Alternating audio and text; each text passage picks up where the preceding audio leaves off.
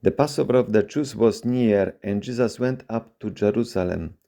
In the temple he found people selling cattle, sheep, and doves, and the money changers seated at their tables. Making a whip of cords, he drove all of them out of the temple, both the sheep and the cattle.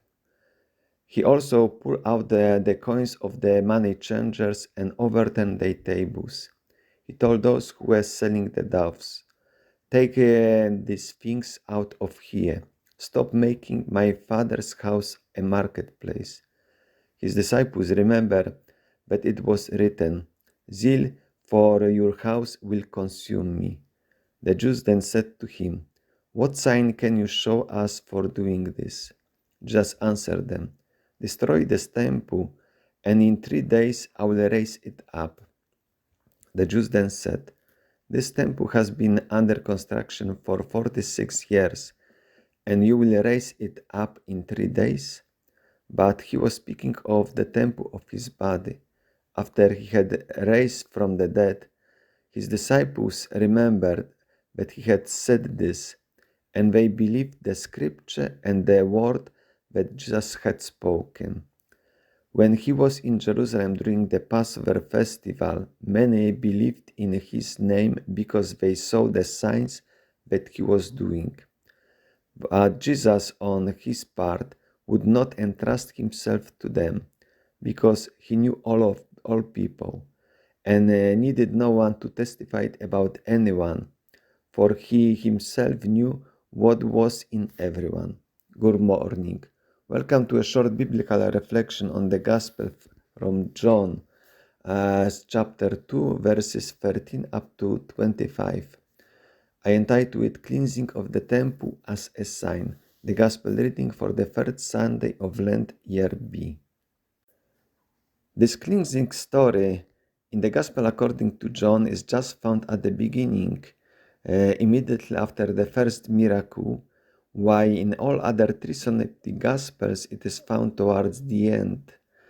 But we have to also point out that the Gospels were not written as simple stories of a tape of chronicles recording each day what Jesus was doing, but there is this orientation of faith for the faith's sake, theological arrangement. We will see it in the comparison of this synoptic aspect.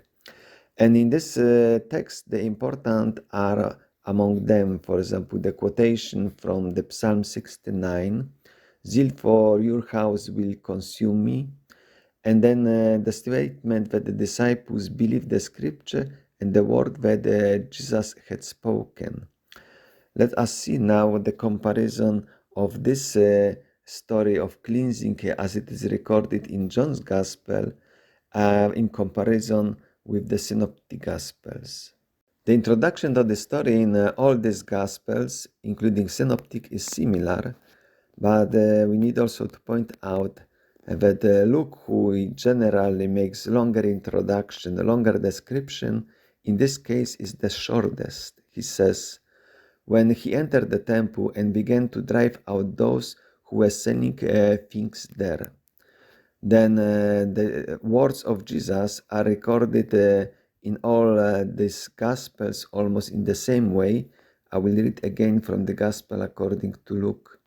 "And he said, 'It is written, my house shall be a house of prayer, but you have made it a den of robbers.'"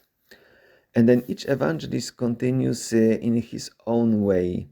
For example, in Matthew, "The blind and the lame came to him in the temple, and he cured them. But when the chief priests and the scribes saw the amazing things that he did, and heard the children crying out in the temple, 'Hosanna of the Son of David,' they became angry." In Mark, "And when the chief priests and the scribes heard it, they kept looking for a way to kill him."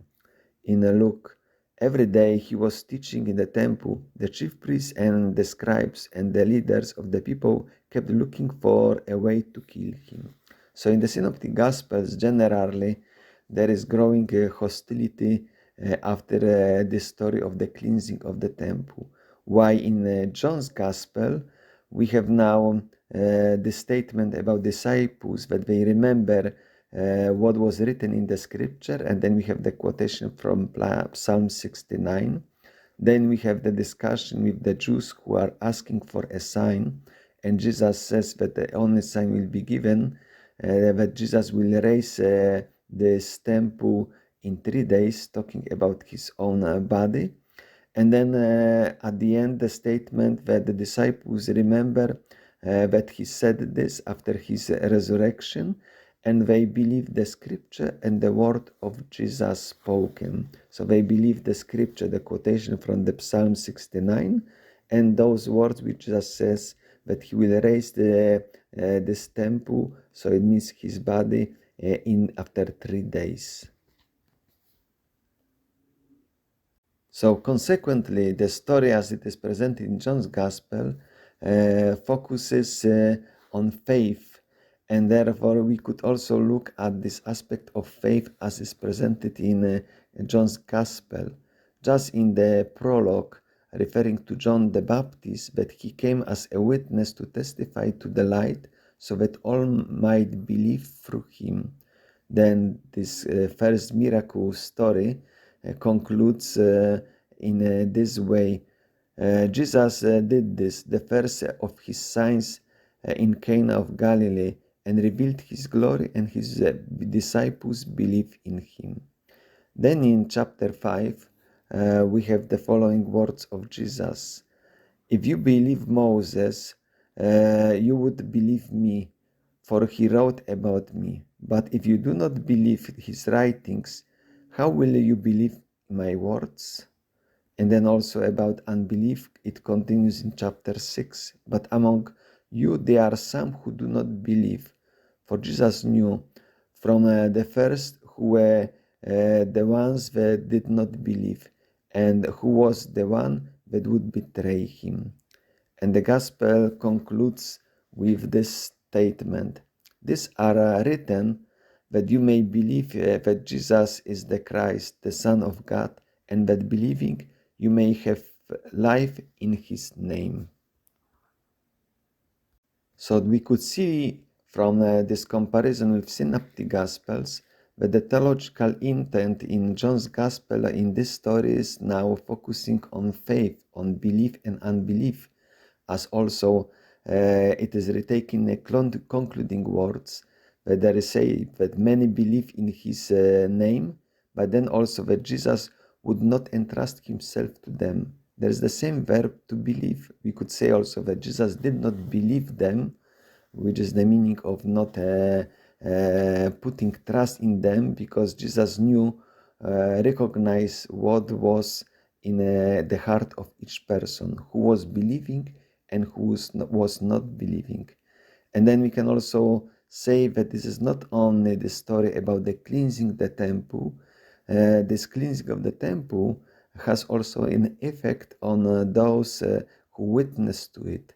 They were also cleansed, their hearts were cleansed, so they could now believe what Jesus said, and also they could believe in the fulfillment of the scriptures. Therefore, we have this statement, they believe the scripture, as the quotation from Psalm 69 is taken as a representation, as well also the words that Jesus himself had pronounced.